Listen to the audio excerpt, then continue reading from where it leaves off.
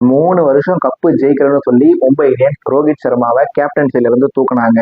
இப்ப ஹர்திக் பாண்டியா 2024ல கப்பு ஜெயிக்கல, 2025ல கப்பு ஜெயிக்கல, 2026ல கப்பு ஜெயிப்பாரா ஜெயிக்க மாட்டாருன்னு தெரியாது. அவரு கப்பு ஜெயிக்கிறாரு கப்பு ஜெயிக்கல அதெல்லாம் செகண்டரி. ஆனா அவர் மும்பை இந்தியன்ஸை புகழ்ந்து பேசுவார்னு பார்த்தா கேப்டனான ஹர்திக் பாண்டியா சென்னை சூப்பர் கிங்ஸையும் எம்எஸ் தோனியை புகழ்ந்து பேசிட்டு இருந்தாரு. அதே மாதிரிதான் திரு அண்ணாமலை அவர்களை பாஜகவோட தலைவர் பதவியில தூக்கிட்டு பாஜகவோட புதிய மாநில தலைவரா திரு நயினா நாகேந்திரன் உட்கார வச்சாங்க. ஆனா திரு நயினா நாகேந்திரன் அவர்கள் பாஜக வளர்ப்பாருன்னு பார்த்தா அவர் அதிமுகவோட முழு சப்போர்ட்டா தான் இருக்காரு. அதனால இந்த 2026 சட்டமன்ற தேர்தலில் அண்ணாமலை அவர்கள் வாங்கின 11 ஓட்டை பாஜக கண்டிப்பா வாங்க மாட்டாங்க.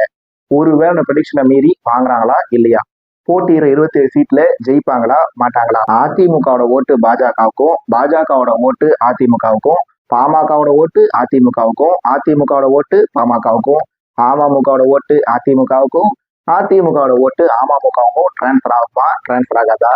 8 தோல்வி பழனிசாமி 10 தோல்வி பழனிசாமின்ற காலம் போய் திரு எடப்பாடி பழனிசாமி அவர்கள் இந்த 2026 சட்டமன்ற தேர்தலில் முதலமைச்சர் ஆவாரா இல்லையா?